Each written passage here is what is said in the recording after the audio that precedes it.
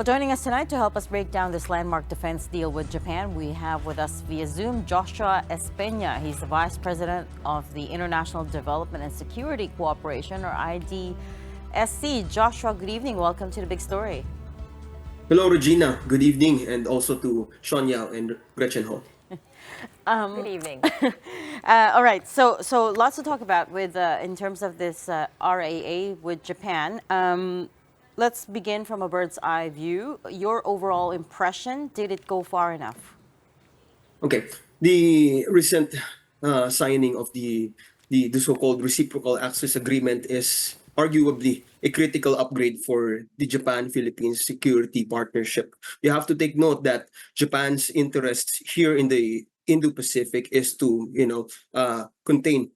We have to say this bluntly. It is to contain China's aggressive actions in the East China Sea, but also not just in the East China Sea, but also in the Taiwan Strait, as well as in the South China Sea. So we see here the critical enabler, that is the logistical component of expanding its presence in the Indo-Pacific, insofar as trying to prevent whatever China is trying to do in expanding its military presence, not just military but also paramilitary presence in the East China Sea, South China Sea, and Taiwan Strait. So my overall impression here is that this is a good move, well thought by the Marcos administration. We understand that this one has been under the negotiation since last year. So it's really an important document. If you can see the timeline, it's very much short, right? So you can see the determination, if you will, of both sides to conclude this this agreement, insofar as trying to catch up with the lost capability of trying to deter future enemies of both countries. And now we have seen that since the 2010s, both countries have been late, trying to catch up with what China is trying to develop in the Indo-Pacific region. So while some people would try that this is a little bit too late in terms of trying to catch up vis-a-vis China, but my argument here is that yes, it is trying to keep up, but it's what that's what the point is all about, diba? So trying to counterbalance, right? So what we can see here is that at the diplomatic level, Manila, Tokyo, and Canberra, and also Washington would, as much as possible, try to prevent the line of escalation Right. below the threshold Joshua, of conflict. yeah. But looking at this RAA, it is going to be a critical enabler Yeah. for us to up the ante later on. So we may not see the fruition of this RAA right now, but it is a critical enabler for the future Right. operations of our armed forces and our foreign counterparts. Right. Joshua, I want to point out here, though, that nowhere in the official documentation, nor in the officials' prepared speeches, was China mentioned. But you are convinced that this RAA was pulled together in reaction to China's ambitions? Yes, I'd like to point that out as an analyst.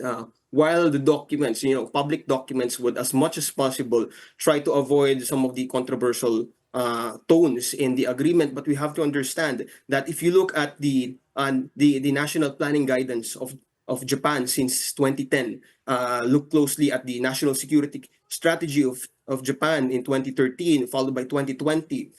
Defense white papers of 2021 and 2023, all these strategic documents indicate that China is a growing threat, a top one growing threat, not to mention that North Korea and also Russia are the next big two adversaries that it's trying to confront in its home islands from our north. So while we appreciate that Japan is trying to help us, capacitate the armed forces of the Philippines, the Philippine Coast Guard, you also have to understand that it is part of Japan's greater effort to, secure its strategic interests here in the Indo-Pacific region. So the top one being China here is because Beijing has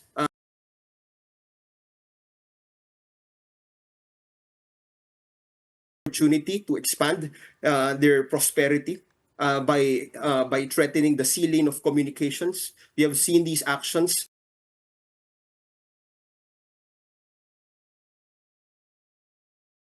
not just here in the South China Sea, but also in the Senkaku Islands, and then in the islands near Okinawa, which is the southwest territories of Japan. So Japan's efforts here is much wider than we can imagine. From a Filipino vantage point, we would just see that this is just a mere access agreement, if you will. But if you look at the operational design of the Japanese self-defense forces, it is trying to connect linkages of the islands in the Indo-Pacific, or what we call as the first island chain. This refers to the set of islands from Okinawa down to the Taiwan and Luzon Straits and to the West Philippine Sea Belt.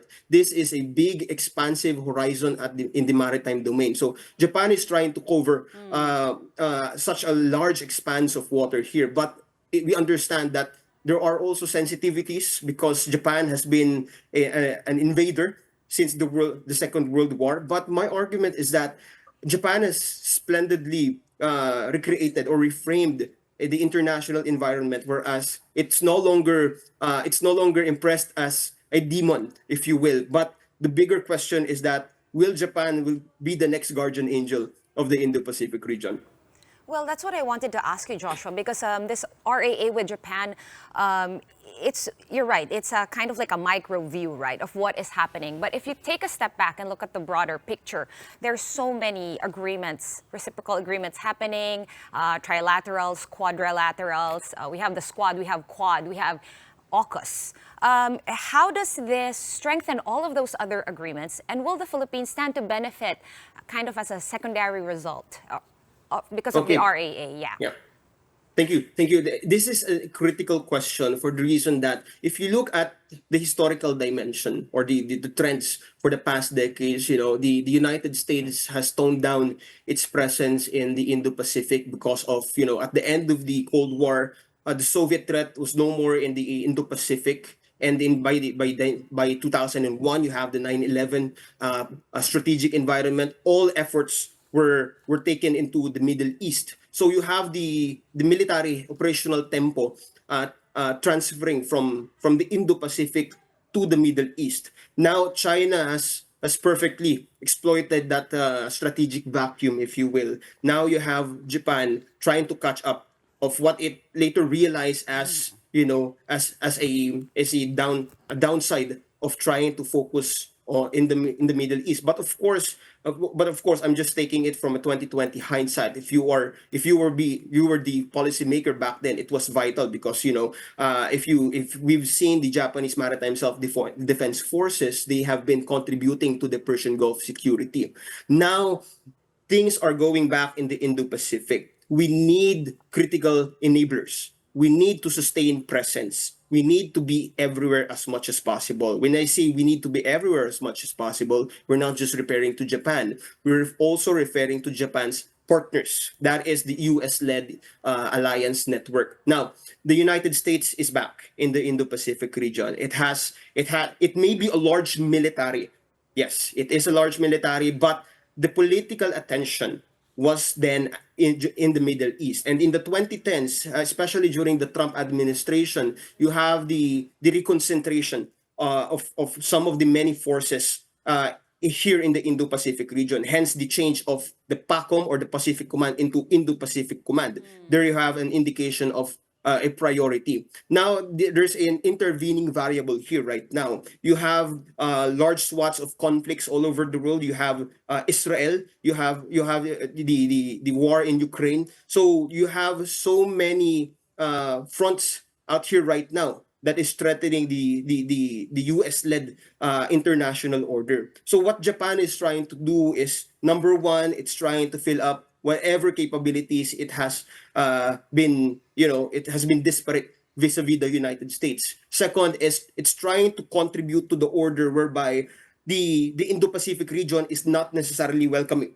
to the American presence. So Yeah. if you would be seeing some of the surveys out there, for instance, the state of Southeast Asia survey, Japan remains the Yeah. top one preferred partner in the region over the United Right. States. So Japan trying to fill up some of the gaps provide a very good optics Yeah. for strengthening the US led alliance system. But what's missing here? Again, the idea of we have been disconnected for many decades now. Right. Japan and the Philippines are not allies. Australia and the Philippines are not allies.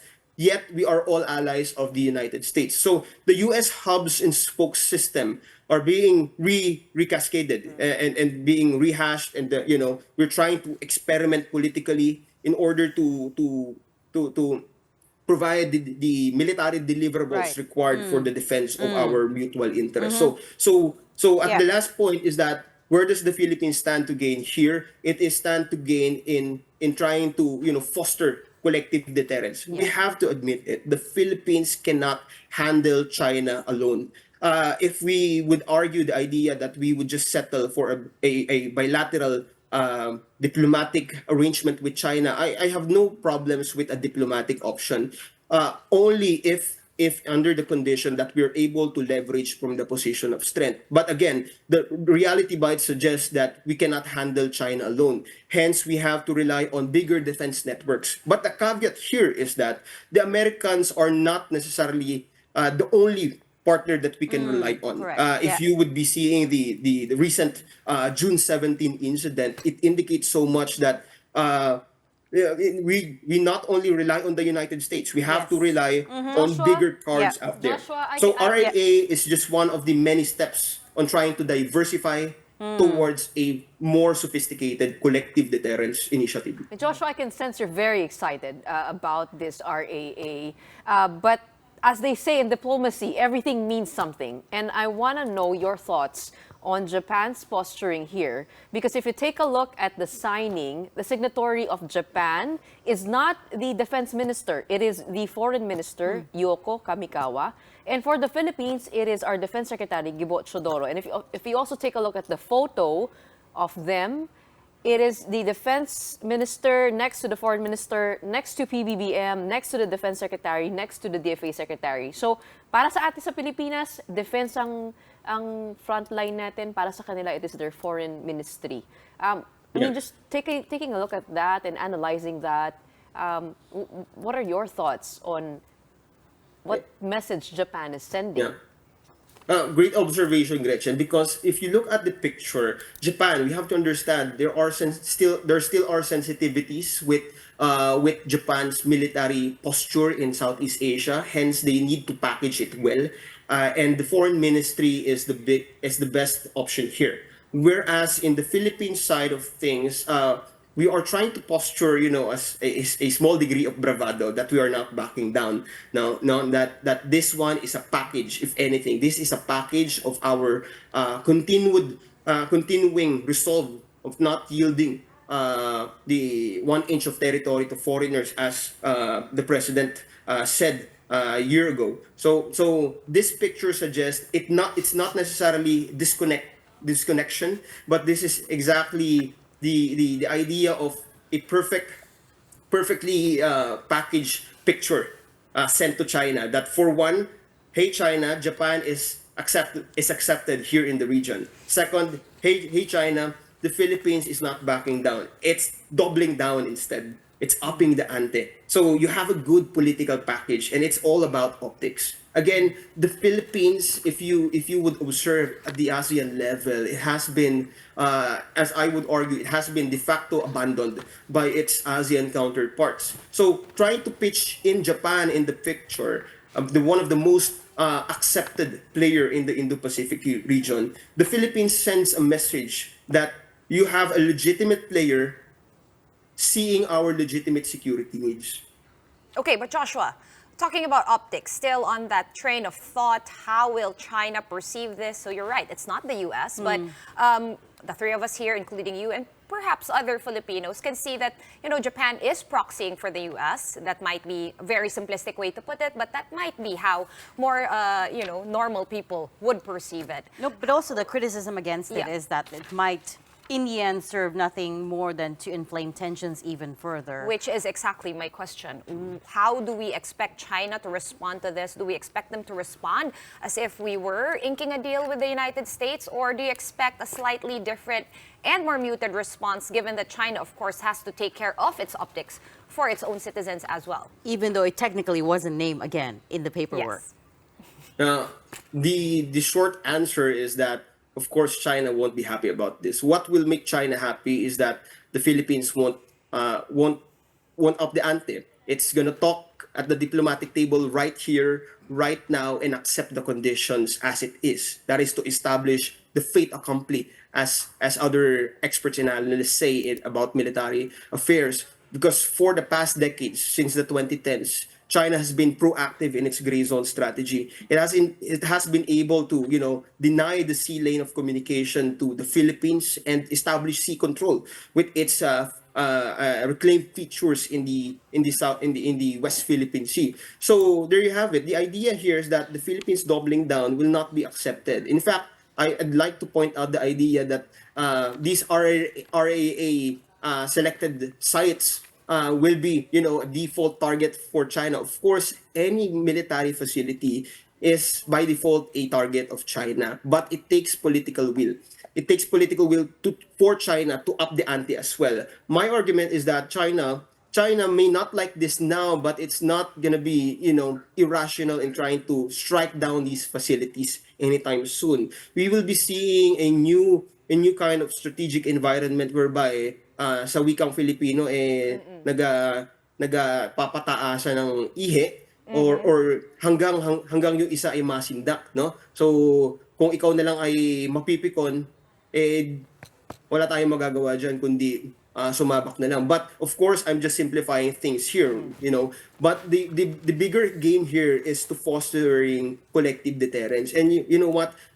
Fostering collective deterrence doesn't take just years. It takes decades. So my argument is that perhaps it's gonna be a lifetime.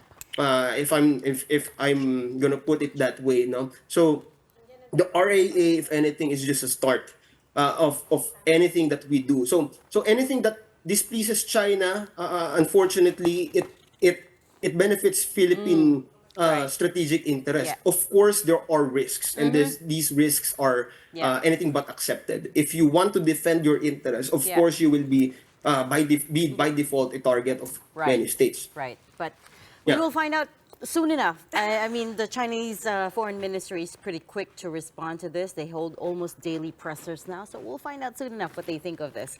We're going to have to leave it there. Thank you so much for joining us tonight. International Development and Security Cooperation Vice President Joshua Espeña.